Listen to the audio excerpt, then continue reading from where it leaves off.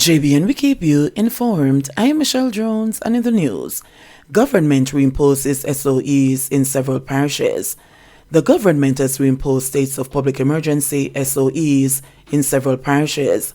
The 14-day security measures are now in effect in St. Anne, Clarendon, St. Catherine, St. James, Westmoreland, Hanover, Kingston, and St. Andrew.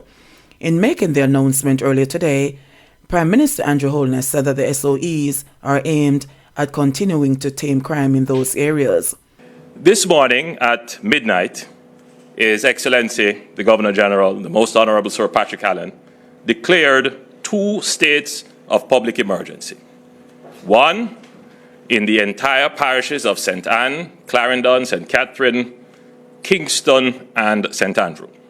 And the second, this is now in the entire parishes of St. James, Westmoreland, and Hanover.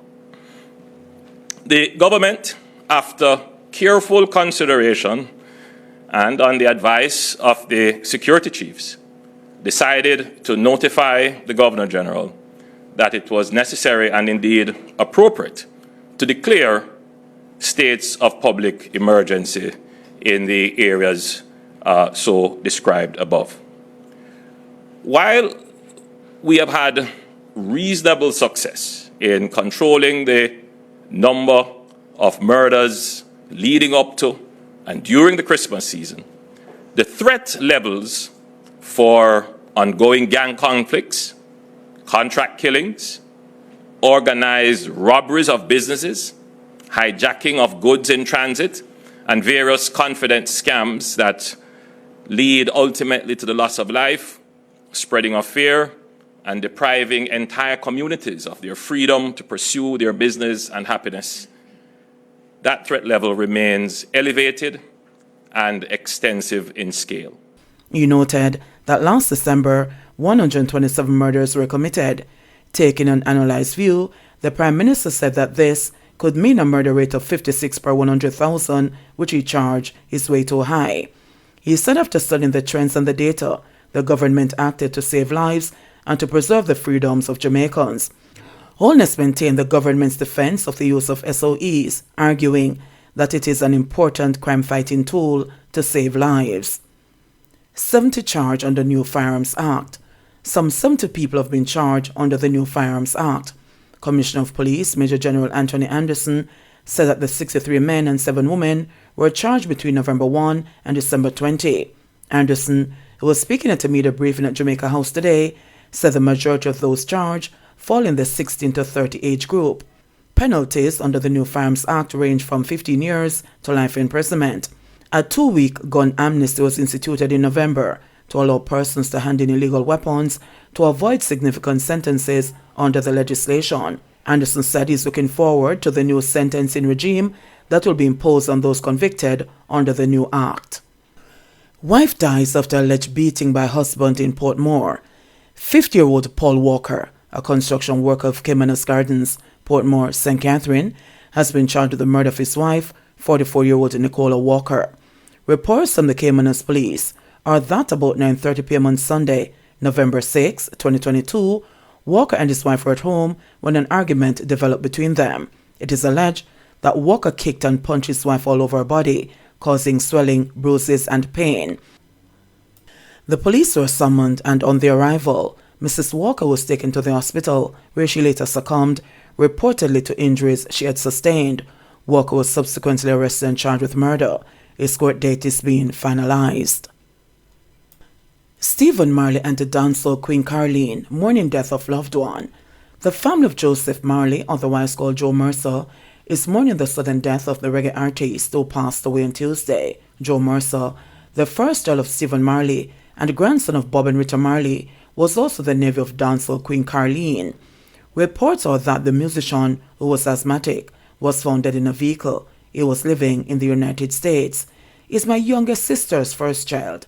I was there when he was born at Nuttall Hospital weighing 10 pounds 2 ounces. This is so sudden, a distraught Carleen Smith shared. She said that her sister, Kerry, is beside herself with grief. Right now, all I can do is be there for her and try to comfort her through this pain. She's crying. Yeah, that's my friend who was a child. And you know, always stay. That little one is going to get a little special treatment. It feels unreal right now. I spoke to him earlier this year and he had plans to come to Jamaica. He was even working on an album, Caroline shared. Minister of Culture, Gender, Entertainment and Sport, Olivia Grange, has led the entertainment fraternity in mourning the death of the artist, whose untimely passing at the young age of 31 years old is a huge loss to the music as we look to the next generation. Minister Grange said in a release that she was deeply saddened by the news and shared that Joe Mercer was part of Jamaica's Grand 60th celebrations earlier this year. We were graced by Joseph, whose stage name was Joe Mercer, performing at a Jamaica 60 launch in Miramar, Florida, United States in May this year. I extend my deepest condolences to Stephen, Joe's mom Kerry, the Marleys and other family members. My heartfelt sympathies to Joseph's friends and associates and to the reggae music fraternity and fans everywhere, Grange said. Born on March 12, 1991, Joe Mercer Marley spent his early years in Jamaica, where he attended St. Peter and Paul Preparatory School before moving to Florida at age 11, where he keenly observed his father and his uncle Damien as they created music in Stevens Lyons Den studio. Joe Mercer was married with one daughter. Well-known selector DJ Ravers died suddenly on Boxing Day. Well-known selector DJ Ravers Finley died suddenly on Boxing Day. He was found unresponsive in his bed by relatives. Top flight DJ Bounty Killer reacted in shock upon hearing the news and posted a screenshot of the popular selector to his Instagram page, captioning the pic, KMT, John No Star, no man, this can't be real. Bounty Killer and Ravers worked together on his popular Sunday party series, Bounty Sunday Shift, held at O'Neill's Place. Popular singer J. Delamar X also wrote, Jaja No Star, this hurt me to my core. SIP, my brother, KMFT. Longtime friend and selecting partner DJ Tom of the duo Tom and Ravers was almost inconsolable in his grief. Me away upon the autopsy because me find him in him bed. It's like him sleep or pies him get poison. Because on them fingernail them black like ace of spades and him black and he's a brown man, DJ Tom said. DJ Tom and DJ Ravers had been a duo for a decade, solidifying their reputations as one of the hottest new selecting acts in the dancehall industry. Are the best person in the world, the man do not talk. Him one of the realest persons in the world. The man just easy. Him just do him work and come back in. A nice human being. And one of the greatest human beings you'll ever meet. Him just always do the right thing, DJ Tom said. DJ Tom and Ravers are the organizers of the popular Legacy Streets Wednesdays, a weekly party that is held at 27 Central Road in Kencourt, St. Andrew. No motive yet for Christmas Eve murder in Old Harbour Bay. The Old Harbour Police in St. Catherine are yet to establish a motive for the Christmas Eve killing of a man on Terminal Road in Old Harbour Bay. Dead is 37-year-old Rupert Simpson, otherwise called Emperor, an unemployed man from the community. Residents reported hearing explosions about 6 p.m. on Saturday and called the police. Simpson was found suffering from gunshot wounds near a Nissan Tido motor car with its engine still running and headlights on. Simpson was pronounced dead at the Spanish Town Hospital. Denham Town vendor murdered at home. The Denham Town police are probing the shooting death of a man at his home on Tuesday. He has been identified as vendor Dean Simmons, otherwise called Deanie, who operated along North Street in Denham Town. The police report that residents reported hearing explosions around 4:20 a.m. The police were called to the area. Upon arrival, Simmons was found suffering from gunshot wounds. He was later pronounced dead at hospital. Man arrested after gun and ammo found in suitcase. A man was arrested after a gun and several rounds of ammunition was found in a suitcase on Auburn Road in Kingston on Wednesday, according to lawmen attached to the Kingston Central Police Division. Reports from the Central Police are that about 4:50 a.m., a police team conducted a targeted raid at a premises. During the search, one Glock 9mm pistol with a magazine containing 17 9mm cartridges was found in a suitcase inside the house. Investigations continue. Westmoreland man arrested for illegal gun and ammo. A man has been charged with illegal possession of firearm and ammunition after he was accosted by the police along the Withorn Main Road in Westmoreland on Tuesday afternoon. Charged is 26-year-old Jovain Warren, otherwise called Brogard, of Morris District, Withorn in the parish. Reports are that the police were on mobile patrol duties in the Withorn area when they received information that men with guns were seen traveling on a purple motorcycle in Gold Smith Lane. The lawmen proceeded to the location where they observed two men traveling on a motorcycle with no registration plate affixed. Upon seeing the police, the men who were approaching from the opposite direction reportedly attempted to turn the motorcycle, but the rider lost control, which resulted in both rider and the pillion falling to the ground. Both men were accosted and searched. A Glock 26 pistol containing 6 live 9mm rounds was reportedly taken from Warren's waistband. Warren was subsequently arrested and charged. Man charged over Portland store robbery. The police in Portland have charged a man in relation to the theft of clothing and other items from a store valued at over $8.2 million. Charged with shop breaking and larceny is 26-year-old Sasha Kennedy, otherwise called 100 or 6, a construction worker of Falls Avenue in the parish. Kennedy was charged on Tuesday. His court date is yet to be finalized. The police report that about 9:30 a.m. on Monday, December 5, the complainant received a telephone call informing her that her shop, which is located on William Street, was broken into.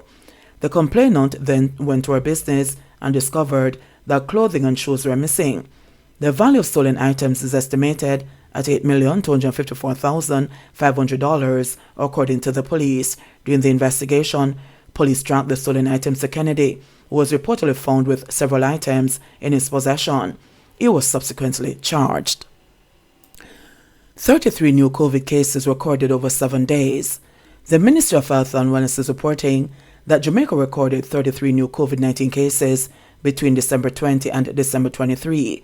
The disclosure was made in the ministry's weekly COVID-19 update published on Twitter on Wednesday.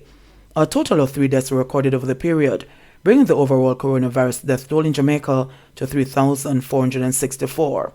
The deaths occurred between June and November 2022. Meanwhile, there were 45 recoveries recorded between December 20 and December 23, bringing that tally to 101,996. The newly confirmed COVID-19 cases brought the total number on record for the island to 152,791. Notably, the island recorded a 7-day average positivity rate of 4.4% based on the samples that were tested. Of the newly confirmed cases, 20 are females and 13 are males, with ages ranging from 7 months to 90 years. The case count is made up of Kingston and St. Andrew, 12, St. Catherine, 8, St. Anne, 5, St. James, 3, Trelawney, 2, Westmoreland, 2, and St. Elizabeth, 1.